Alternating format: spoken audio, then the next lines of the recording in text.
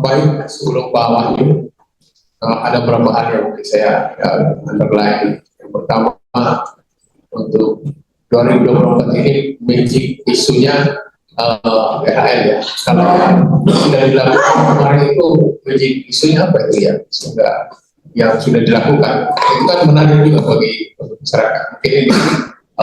Yang kedua mengenai produk itu ya, produk saya teringat dulu inokulasi gaharu Pak Pras ya, Pak Mamadul Jaman. Kita dulu diminta menghasilkan inokulasi gaharu, tetapi begitu di lapangan itu kekentalannya itu ya konsentrasinya dikurangi. Jangan sampai juga ini pada saat di launching masih bagus konsentrasinya, dan begitu dijual secara umum karena masyarakat itu kan mau keuntungan ya. Jadi konsentrasi dikurangi sehingga hasilnya sudah tidak ini. Saya kan sekarang gaharu yang kita hasilkan 5 liter harganya segini, begitu sampai di masyarakat di perjualan beli mungkin sudah jadi 20 liter, jadi itu tidak ada pengaruhnya di inokulasi gaharu. Ini perlu juga dibentengi ini Pak. Terus yang ketiga sistematikanya, terus tahapan kegiatan sudah dilakukan dari awal. Tadi saya lihat mulai dari pendaftaran Bogotani Agustus dan kegiatannya di September awal. Cuma mungkin yang perlu disikapi ini Pak Wahyu di materinya ada 20 materi ini secara dengan ini mungkin D3 ini kalau 20 materi. Dan saya sering katakan juga mengenai passion masyarakat misalnya dari 50 orang itu semuanya ingin menyambung. Mungkin saya beri beberapa dulu tentang ini waktu diskusi juga dengan Makassar saya sampaikan. Mungkin kita perlu juga melihat misalnya masyarakat di mana ya. Kalau 50 orang itu tidak semuanya menyambung, mungkin ada yang pengennya jadi buku saja, ada yang pengennya mungkin dia apa dan sebagainya. Mungkin kita bisa lihat. Mungkin itu Pak Wahyu, dan mungkin nanti tolong evaluasi dan seperti apa ya kira-kira dengan materi yang sekitar 20 itu kira-kira betul. Tadi sudah disampaikan Pak Bapak, dana antara APBN dengan ekonomi kan beda ya. Dan mungkin ini ya kendala kita di sini sehingga nanti yang kita harapkan nanti tadi pesan Pak Darul ada sekolah lama SPK-nya dan ada produk untuk obat pendampingan. Itu perlu dibedakan karena SPK itu terbatas di anggaran. Kalau yang coba mungkin pasti bisa kita biayai kalau itu untuk dipersiapkan. Mungkin itu catatan dari saya. Silakan Pak Wahyu dilengkapi. Saya terima kasih Pak Abidin, terima kasih Pak Direktur, terima kasih Bapak Balai Besar SDA di Makassar, Bapak dan Ibu semuanya. Apa yang diberikan Bapak Wan tadi merupakan sekolah pangan paket lengkap dari mulai prakondisi sampai operasional selama 14 minggu. Itu agak berbeda dengan SL yang didesain menurut konsep RHL yang lebih menitik beratkan kepada prakondisi sebelum sekolah pangannya. Saya kemarin berbincang juga dengan Pak Darul, dengan Bu Desi bahwa kalau sekolah lapangan yang diterapkan di Karama itu memang budgetnya cukup besar, Pak. Walaupun hasilnya memang bukan bagi magic, tapi itu merupakan kepada satu perubahan paradigma yang total ya, dari level petani. Namun karena ini bukan lewat project, jadi saya dan Bu Desi juga mengambil contoh-contoh yang kira-kira seperti apa yang bisa kita lakukan dalam konteks prakondisi sebelum menjadi pra-SL-nya, kegiatan teknisnya. Nah, ada beberapa hal yang pertimbangan. Yang pertama adalah RHL harus kuat dulu di level wadahnya, ya, komunitasnya. Jadi kalau saya ibaratkan bahwa komunitas terkait itu merupakan mangkuk yang akan diisi dengan bermacam-macam nantinya. Kalau mangkuknya bagus, diisi bakso juga tidak tumpah, diisi ayam juga tidak tumpah, dan diisi sayuran tidak akan berubah menjadi rendang mangkuknya. Nah selama ini terus terang bahwa kita sering sekali berhadapan dengan kondisi kelompok yang memang tidak solid, ya, yang pada akhirnya juga membuat performa kegiatan menjadi kurang begitu optimal. Ada beberapa hal ya, yang saya ketahui bahwa membentuk kelompok itu memang tidak mudah, karena memang kalaupun satu komunitas hanya 25 orang, 30 orang, tapi itu persepsi akan terbagi terhadap jumlah kepala dan juga pandangan terhadap sesuatu masalah juga akan berbeda, sehingga kesimpulan dan pengambilan keputusan juga akan berbeda. Itulah sebetulnya yang menjadikan kelompok itu sangat tidak, katakanlah sampai sekarang ini susah untuk melihat kelompok yang betul-betul kohesif, ya, memiliki daya tarik satu sama lainnya, sering yang akan. Nah karena itu saya mencoba memformulasi kegiatan yang seperti Bapak Mantari. Kalau Bapak Mantari dulunya sudah perbaikan benih komersial, ya, atau benih tanaman hutan. Nah ini yang saya sodorkan untuk prakondisi sekolah pangan adalah sekolah pangan dalam upaya memperkuat kelompok tani sampai dengan proses nanti pra-rantek ini, sekolah pangan pra-ranteknya. Jadi di situ juga model pelaksanaan sekolah pangan prakondisi refleksi hutan dan lahan ikrap, nol ikrap, ya, belum ikrap ya, belum terjadi apa-apa. Nah ini kira-kira pemahaman yang praktek-praktek baik dari Bapak Bambang saya coba ambilkan, tapi saya mundur dulu pada konsep-konsep awal sebelum praktek-praktek lapangan, sehingga itu nanti yang dilakukan oleh kami itu menjadi bagian dari sekolah lapangan setelah ada rantai nantinya. Nah ini Pak, sekolah lapangan ada pemikirannya. Ini ada model yang kami sodorkan berdasarkan pengalaman-pengalaman lama di sekolah lapangan yang dulu. Saya kira Pak Bambang Heri ya pernah dulu, saya pernah ke kreatif dulu waktu ESP. Oh iya. Waktu ESP ya. Ya karena situ sebetulnya kegiatan ESP Jogja berlaku ya di atas itu sebelum kreatif itu kan, sehingga ada muncul komplek peternakan, ada seperti itu. Waktu itu diinisiasi oleh Yusuf lewat ESP ya. Waktu itu dengan Mas Nanang Budiarto itu waktu itu. Nah SLA-nya kita ambil dari situ sebetulnya, SLA-nya itu. Sekira Bu Desi silakan yang kedua. Nah, ada 3 tahapan untuk kita menuju kepada bagaimana itu nanti rantai dikembangkan. Ini tahap 1. Tahap 1 merupakan tahap persiapan yang betul-betul harus dilaksanakan seintensif mungkin sebelum isu apapun kita lakukan. Salah satu contoh yang saya sarankan di sini adalah bagaimana kita memilih lokasi kegiatan kawasan hutan yang mungkin sekarang ini berkoperasi masyarakat. Jadi kalau hutan lindung yang masih utuh itu agak sulit untuk kita melakukan sekolah lapangan, karena apapun putusannya nanti di situ paling ujung-ujungnya nanti biarkan terjadi suksesi alami, dan itu tanpa ada campur tangan manusia, hutan itu akan aman. Nah kita cari lokasi hutan yang memang bekas campur tangan manusia atau masih dicampuri kebutuhan manusia. Contoh kawasan hutan yang diokupasi masyarakat. Saya pikir di contoh kasus Sulawesi banyak ya. Satu hutan lindung, tapi sebetulnya hutannya tidak ada. Yang ada itu adalah tanaman musim atau tanah berat yang ditinggalkan ke Kalimantan kemana tadi Bapak sudah musim tanam ditinggalkan di tanah berat. Kawasan hutan yang terakhir masyarakat, nah ini bekas biasanya kawasan hutan bekas asiri itu ya, hilang, ada juga ya. Walaupun tidak luas tapi ada juga. Saya kira dari jalan kemanapun itu ada. Kawasan hutan yang memang bekas kebakaran kalau ada memang sebetulnya yang di daerah Limbong ya. Yang saya tahu Malimbong rata-rata ada bekas kebakaran. Atau kawasan hutan yang menjadi lahan hutan ini yang kasusnya banyak itu adalah yang di daerah Sawito di bawah. Kenapa ini harus jelas dulu Pak?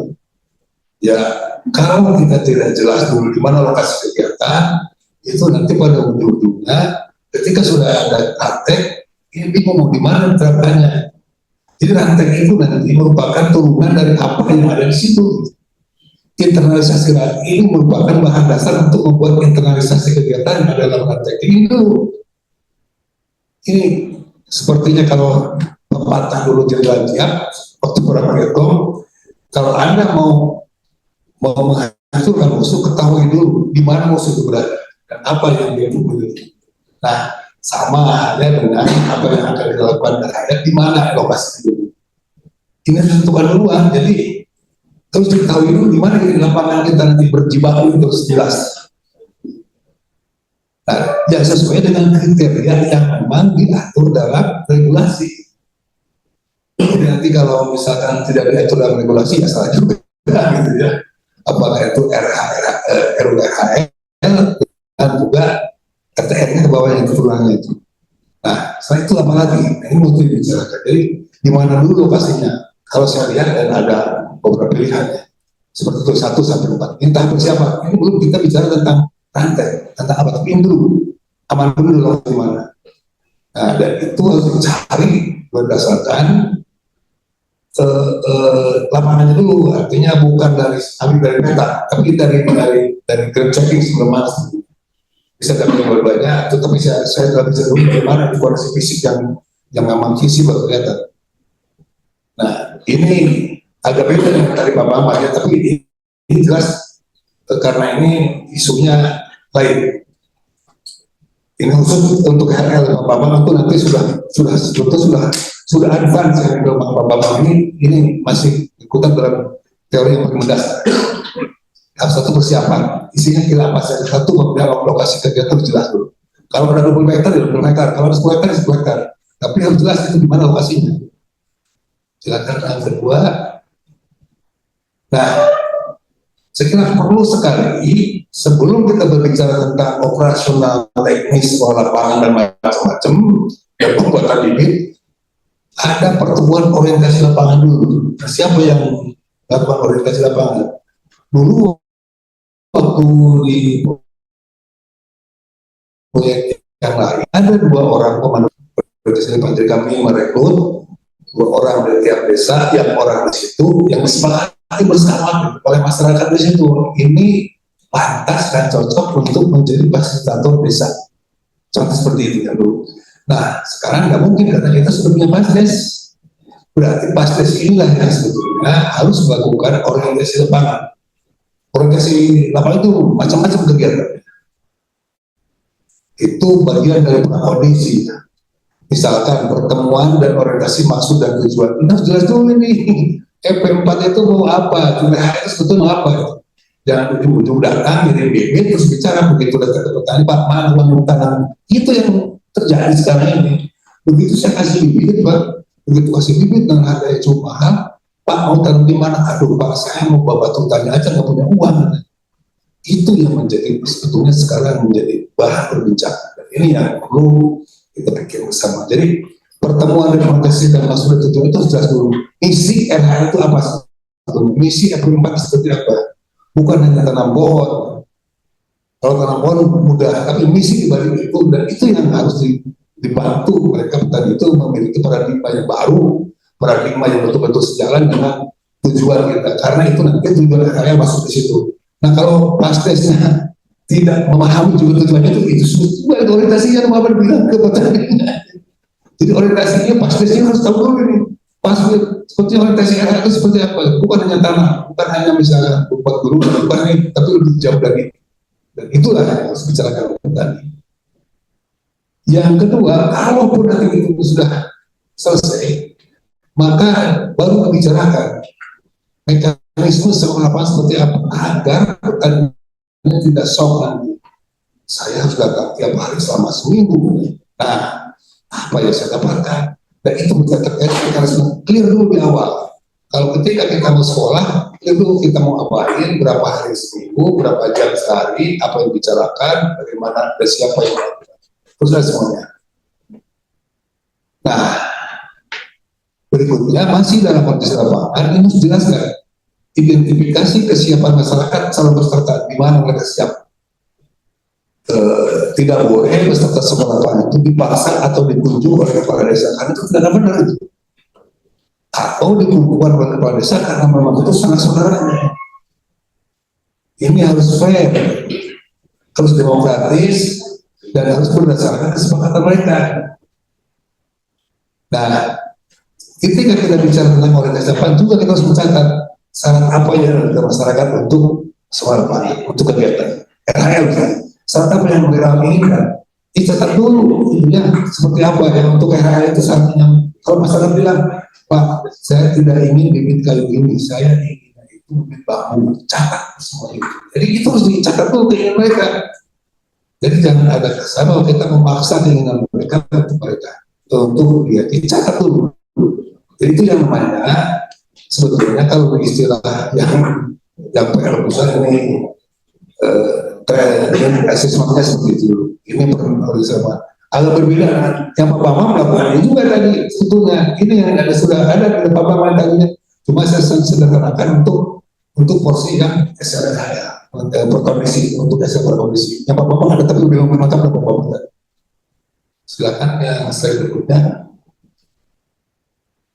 Nah, kalau memungkinkan dan itu diperlukan ada pemandu lokal yang saya sebutkan tadi, 2 orang desa yang akan menjadi cikal bakal penguatan kelompok di situ. Kalau tidak perlu nggak ada masalah. Kalau kita punya pasti saja nggak ada masalah ya.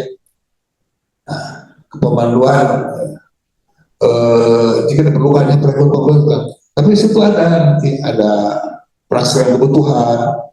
Maksudnya seperti itu kalau diperlukan lokal itu. Kalau tidak perlu ya memang nggak usah.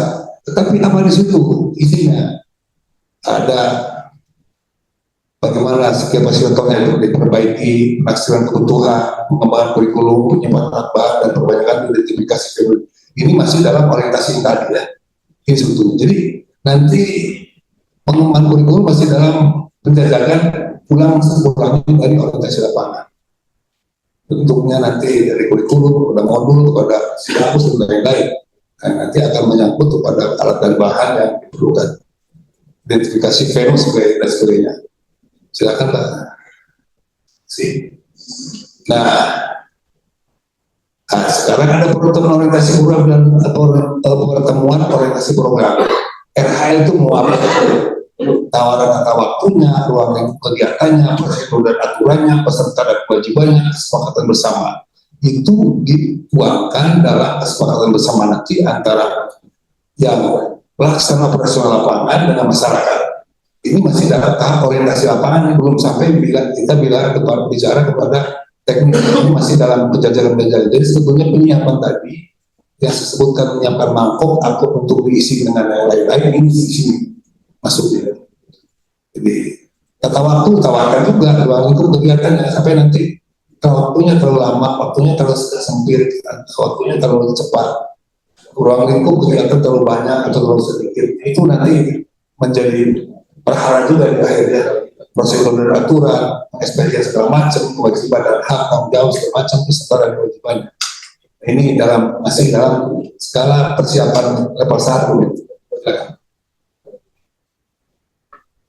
Nah, sekarang baru kita yang level tadi 1 sudah selesai, sudah bulat semuanya, sudah terkonsolidasi dengan baik, maka baru kita masuk kepada level 2 nih.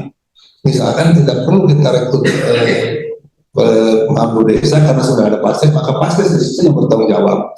Tapi semua persiapan pra-empty-nya sudah disiapkan dari awal. Sehingga masuk tahap 2 itu sekarang masuk ke dalam penelaahan dan pembelajaran bersama anggota sekolah lapangan. Ini semuanya. Nah, apa yang dilakukan? Tidak berbicara seperti tadi yang dibuatkan Pak Bambang ada 14 minggu, ada topong, ada sambung pucuk, ada sambung saping, mos, tidak bicara seperti itu. Tapi ini masih tahap kita bagaimana membangun paradigma berpikir petani agar kuat dulu sebelum kita melangkah kepada hal-hal yang lebih teknis nanti. Masih berputar tentang itu. Tetapi juga tidak bisa dengan kita hanya memberi masukan tanpa memberdayakan mereka, tanpa berbicara dengan mereka, tanpa mereka ambil bagian dari semua pemikiran-pemikiran ini. Karena itu di tahap 2 itu sudah mulai bagaimana menggerakkan pikiran mereka itu. Difasilitasi, dikoordinasi, kadang-kadang perlu juga dimanipulasi. Semuanya di situ ada. Dan ini sangat menentukan siapa yang memiliki teknik fasilitasi yang pintar nantinya. Satu contoh ini menyepakati tema kegiatan sekolah pangan yang sesuai mandat RHL agar pokok bahasan tidak terlalu luas dan fokus. Ini kita catat dulu nih. Sepakati dulu antara nanti pemandu yang akan melakukan kegiatan dengan masyarakat setempat, dengan calon anggota sekolah pangan tentang pokok bahasan RHL. Gimana saja gitu intinya. Jangan sampai nanti semua keinginan masyarakat itu udah akomodasi akhirnya ambiar itu tidak fokus. Nah, sepakati dulu. Itu bisa kalau masyarakat kalau nanti Bapak belajar RHL, maka fokus belajar akan mau di segini. Yang tadi saya katakan Pak Asubin bahwa RHL itu bukan tanaman alam saja kan, di situ ada sipil teknis segala macam.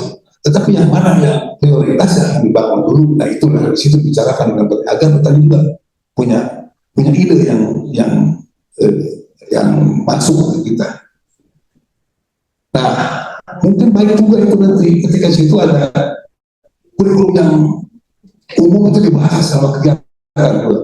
Masih belum bicara di tahap kegiatan operasional, masih di tahap pembelajaran. Baru kita memulai pembelajaran. Tapi itu ada temanya dulu, tema besarnya apa?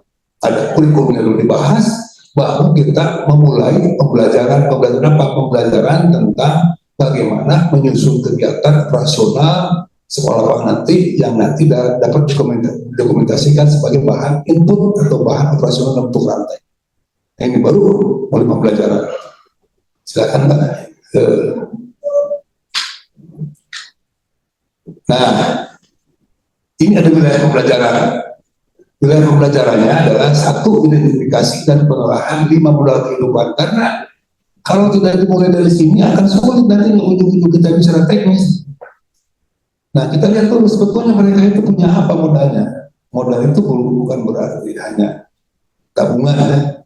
Disitulah ada apa yang akan dibicarakan, sepakati bersama dulu. Ada bahasan, definisi dan kaitan dan manfaat terhadap kehidupan manusia. Contoh yang akan dibicarakan nanti ketika sudah masuk, baru ini tahapan yang di sini tahapan-tahapan yang memang paling sensitif dan itu harus betul-betul dimengerti. Contoh bahwa hidup ini ada 5 modal. Satu, modal alam yang bisa membantu kehidupan manusia dan mereka itu situ ya. Modal alam apa yang mereka miliki? Ada hutan, ada kebun, ada sawah, ada sumber air, ada sungai, ada tegalan sebagai sumber kehidupan. Apakah di situ memiliki itu dan apakah hal itu sudah bisa digunakan oleh masyarakat atau belum? Nah, ini sebetulnya kita harus capture bagaimana pandangan mereka terhadap modal alam yang mereka miliki. Dan itu akan masuk ke dalam membantu mereka menginternalisasi sebetulnya modal itu sudah ada di mereka untuk membangun hutan, contohnya lewat RHL. Tapi kita bisa tahu dulu bagaimana masuknya itu. Yang kedua, apakah di satu kelompok masyarakat nanti punya modal sosial enggak? Apa yang disebut modal sosial? Modal sosial itu situ ada kelompok fungsional masyarakat, contohnya ada KTH, ada PKK, ada pemuda, ada tani, ada karang taruna. Dan itu merupakan modal sosial yang bisa membantu sebetulnya menginternalisasi pola-pola pikir RHL ke dalam operasional yang memang cocok di situ. Di situ ada modal sosialnya. KTH kan sebetulnya itu bangunan sosial yang dibentuk oleh masyarakat untuk memperkuat kondisi kehidupan mereka. Sebetulnya di situ. Karena itu di kelompok tani ada AWT, ada KTH di kanan, ada kelompok pariwisata, pembangunan dan lain-lain. Sebetulnya itu merupakan bagaimana itu modal itu bisa kita ikat bersama menjadi kuat. Nah, yang ketiga, apakah nanti mereka bisa menelusuri bahwa manusia itu seperti modal? Ada pengetahuan, manusia selalu punya pengetahuan, punya keterampilan, jumlah populasinya banyak, seperti bonus demografis sekarang, ada sebarannya di mana, sebagai sumber integrasi dan inovasi lokal. Contoh, kalau nanti kita bicara dengan mereka, apakah orang di sini punya pengetahuan tentang cara tanam? Apakah di sini ada ahli misalkan membuat terasering? Di situ kan, modal itu dikumpulkan sebagai bahan kita untuk merancang nanti bagaimana itu rantai dikembangkan. Contohnya, modal fisik. apa yang disebut fungsi prasarana pembangunan, contohnya ada irigasi, ada jalan, ada jembatan, sekolah, desa dan sebagainya, sebagai alat yang dapat memperlancar pencapaian tujuan. Ini dikasih oleh mereka semua, sehingga itu nanti semua modal itu dikonsolidasi menjadi suatu bentuk energi yang bisa mengembangkan dan menggerakkan pemikiran mereka. Dan yang terakhir modal finansial, pencahayaan, anggaran tahunan, proyek bantuan APBD segala macam, di situ ada. Apakah semua ada finansial? Ada mungkin. Tetapi bagaimana itu menggunakannya, itu bagaimana mendapatkannya, bagaimana kita menggunakannya, di situ. Maka ditanya masyarakat bagaimana ini dioperasionalkan semua. Itu satu pokok kegiatan yang menyangkut wilayah pembelajaran tentang analisa 5 modal kehidupan. Dan ini sebetulnya yang dipakai oleh WPI dalam upaya pengentasan kemiskinan. Tapi saya cari dari beberapa literatur untuk diambil yang dimodifikasi. Silakan yang berikutnya. Nah, ketika kita bicara tentang daerah mana yang akan nanti dioperasionalkan, ini kan perlu peta tuh. Jadi dipetakan dulu itu nanti. Ternyata di hutan ini yang akan kita lakukan rehabilitasi harus dipetakan. Sketsanya saja nggak jadi masalah. Yang penting bahwa peta itu bisa menentukan bahwa kita akan bergerak di sini, di sini, di sini, di sini dengan kondisi keadaannya begini, dengan simbol-simbol tentunya tidak. Dan di peta sketsa. Jadi tidak perlu ada peta Google Map, tapi dibikinlah peta sketsa yang bisa menggambarkan kondisi lokasi yang akan diintervensi. Di sini ada membantu pemahaman masyarakat terhadap kondisi hutan dan lahan dalam kondisi nyata.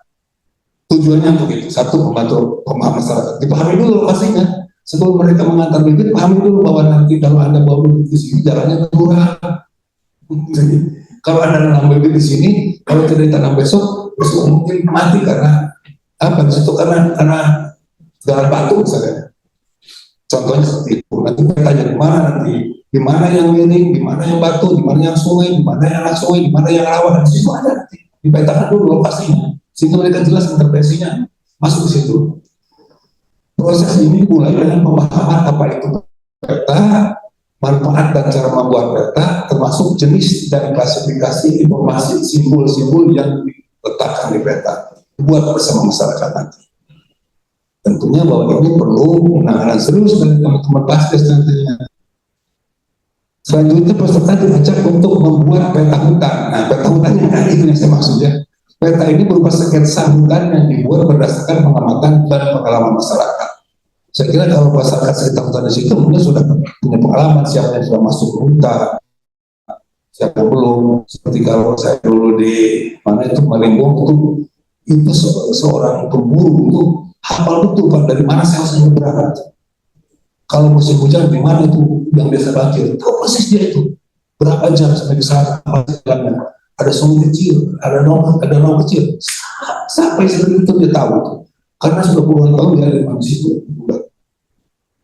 Nah, di situ nanti ada dibuat peta dengan pemetaan yang partisipatif untuk menentukan arah, titik, kemiringan, dengan lahan dan menjadi bagian penting dalam kegiatan lapangan itu. Jadi nanti petanya buat cara partisipatif dengan masyarakat. Siapa yang punya pengalaman? Seperti tadi itu modal manusia digunakan di situ. Peta yang dihasilkan dalam proses ini sangat dinamis dan dapat diubah atau ditambah dan yang besar skor. Itu bisa ternyata bulan depan ada terjadi sesuatu di dalam bisa dirubah itu. Longsor Pak besar, oke, nggak jadi masalah. Kebakaran mana? Akan situ nanti petanya akan dinamis. Ternyata ketika sudah RHL, ada kebakaran, berapa yang terluas kebakaran, bagaimana opsi kegiatan berikutnya? Bagaimana cara perbaikan prediksi itu baca dari peta. Terus selanjutnya, nah, bagaimana dalam kondisi hutan? Saya kira ini ada peta, di peta masuk ke hutan, dia melakukan translate, penelusuran lapangan, sehingga dia tahu tentang realitas hutan yang dari desa ini. Translate ya, data dan informasi kondisi lapangan dengan metode pengamatan pada titik itu. Jadi ketika mereka ke lapangan diminta untuk mengamati pada titik tertentu apa yang terjadi, dicatat gitu ya di petanya itu. Nanti dicatatkan sebelum untuk dibuat matrik di kira-kira sekian meter ke sini ternyata di situ ada rawa kecil, ada danau kecil, danau kering, ada bekas kebakaran, segala macam. Dicatat semua dari selama transek, ada mata air, ada ini lantai hutan yang tebal, lantai hutan yang tebal, dicatat semua kan. Untuk melengkapi proses kita sebelum melakukan penelusuran kawasan, tetap kelompok diskusi mesti mengetahui apa saja yang dia mati dan diukur dan dianalisis itu nanti. Jadi sebelumnya berangkat ke hutan disepakati dulu apa yang mau dilakukan selama transek itu. Nah, ada kesepakatan itu akan dalam bentuk materi yang akan diisi selama mereka melakukan perjalanan. Ada materi dulu kita lihatnya ke lapangan itu. Selain kegiatan mengamati, juga dilakukan wawancara dengan masyarakat setempat untuk mendapatkan. Kalau di dalam hutan itu sudah ada yang mengokupasi, ada orang-orang yang bermukim itu, maka sebetulnya sebaiknya dibicarakan lagi. Apa yang dilakukan oleh orang itu, berapa lama, apa hasilnya, seperti apa buat untuk keperluan apa. Jadi sekaligus itu nanti berhasil. Hasil kekuatan itu misalnya dalam bentuk gambar melintang kawasan desa yang dilengkapi dengan catatan-catatan. Nanti ada.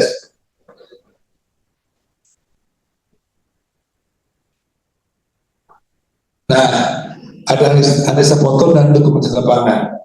Selama kegiatan jelajah kawasan tadi, transek tadi, itu peserta diminta dulu ini kan susah karena harus pakai kamera, sekarang tinggal pakai handphone nih.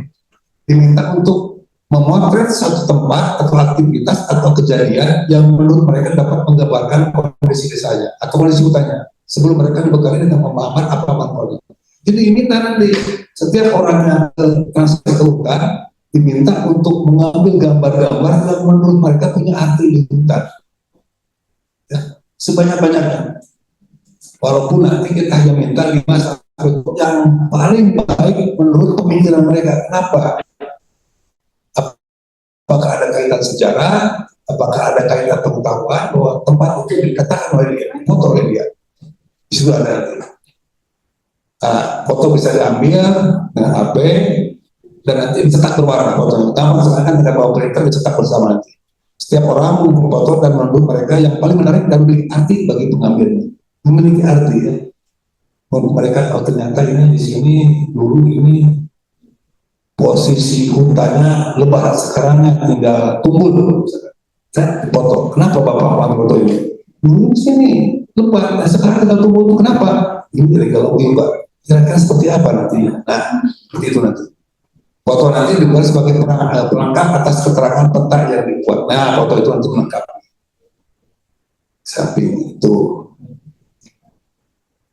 Nah, ada mata pelajaran. Ada juga ya, analisa kecenderungan. Ini masih belum bicara tentang teknis, ini masih analisis dalam mengembangkan pola pikir masyarakat Bangka terhadap suatu kawasan yang kita lihat kali intervensi dengan daerah.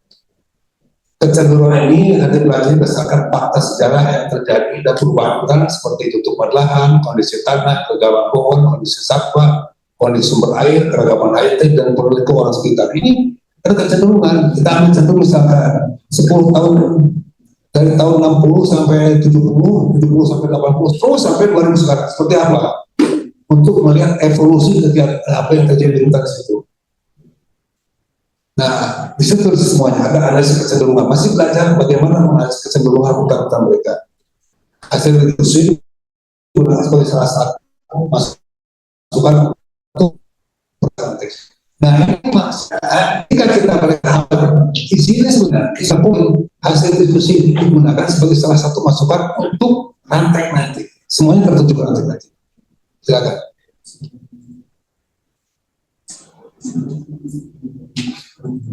Nah, ada juga nanti bagaimana menganalisis kalender musim atau event musim. Ada sini.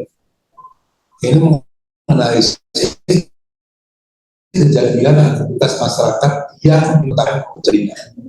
Ya, kalender dalam bentuk kalender artinya lengkap peristiwa-peristiwa yang seperti kebakaran hutan. Ini kira-kira kapan terjadi kebakaran hutan? Apakah rutin atau tidak? Kalau rutin kenapa? ada perkembangan liar, ternyata sampai sekarang masih ada perubahan kawasan hutan semakin besar, ada kejadian banjir semakin sering, karena apa? Karena di atas gundul misalkan, musim bertani, tidak ada masyarakat di dalam hutan, dari bulan ini sampai bulan ini kita apa? Ini analisis untuk memahami pola kejadian-kejadian. Nah ini ada kalender musim, bisa diterangkan semuanya ini. Hanya masalahnya di teman-teman pasdes yang harus yang seringnya Mbak Desi tingkat musim,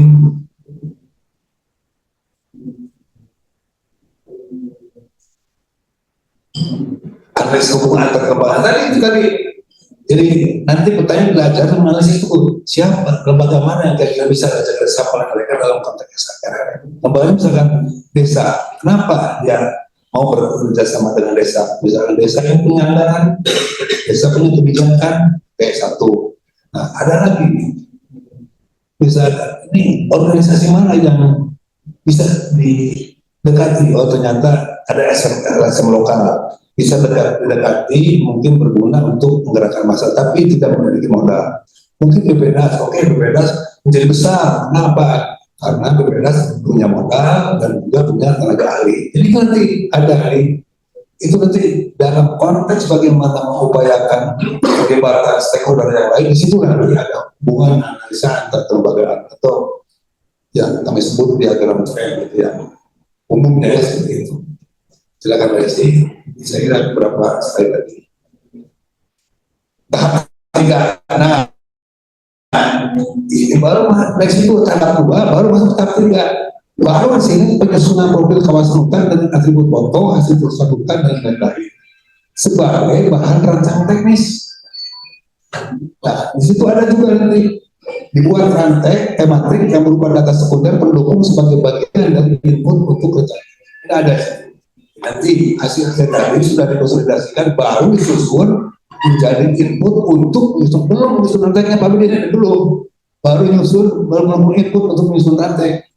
Jadi apa yang harus ada dalam teks dikonsolidasikan dulu nih. Di sini yang baru masuk tahap 3. Nah, di sini masih ada nggak Mbak Desi? Nah, barulah nanti rantainya seperti apa. Dibuat rancangan teknis yang berisi pendekatan teknis dan pendekatan sosial yang dibuat masyarakat. Contoh begini nanti, soal nanti format yang mau digunakan sesuai dengan narasi yang rantai sekarang dibuat melalui regulasi menjadi masalah, tetapi bisa merupakan bagian dari apa yang dihasilkan dari konsolidasi selama beberapa hari ya, untuk menyusun rantai. Ini contoh misalkan ini contoh saja nih. Ternyata luas hutannya dari 30 hektar yang canangkan ada 20 hektar yang bisa, 10 hektar yang bisa, kondisi hutannya sekian persen, itu punya bagus, sekian persen yang sangat tidak bagus. Ini yang diperlukan apa, berapa. Di sini nanti soal nanti siapa yang buat rantainya, monggo silakan nanti dibicarakan ya. Apakah masyarakat dengan LSM atau dengan vendor yang diminta, atau masyarakat menyiapkan bahan vendor yang menarasikan dan membuat informasinya, atau bagaimana? Ini saya tidak bicara kepada siapa yang membuat rantainya. Silakan, masih ada lagi kan? Nah ini ternyata ketika saya sudah formulasikan Pak, untuk prakondisi ini tidak terlalu lama cukupnya, seminggu cukup itu. Seminggu, jadi ini waktunya H1, H2, H3, H4, H5, H6 sampai hari itu cukup itu. Seminggu maksimal lah, 8 hari maksimal kalau mau ditambah ya. Cukup segitu. Jadi bagaimana yang diminta oleh Pak Kasubdit sama Pak sama Pak Daru, ini bisa dilakukan gitu ya. Tapi produknya itu baru rantai belum operasional seperti yang Bapak makan, kita rantai dulu. Nah kesananya nanti pilihan sekolah lapangannya silakan, mau sekolah lapangan tentang pembuatan bibit dari bapak-bapak, sekolah lapangan forestry, mau sekolah lapangan pengelolaan sumber air, atau sekolah lapangan konservasi, itu macam-macam, tapi bahannya dari situ. Saya kira ini merupakan input yang perlu didiskusikan bersama agar prakondisinya disatukan, ranteknya juga lebih operasional, lebih produktif, lebih efisien dan berbasis kepada penguatan peran serta masyarakat. Saya kira itu Pak Billy yang dapat saya sampaikan ya, dari formulasi bagaimana penyusunan sekolah itu juga sekolah lapangan, karena sekolah lapangan itu kan proses pembelajaran di level masyarakat. Cuma yang saya potong itu sebelum sekolah lapangan yang operasional atau sekolah lapangan tematik ini yang lebih pada penyusunan pra sekolah lapangan tematik hanya sampai ke penyusunan praktek. Saya kira itu. Terima kasih Pak.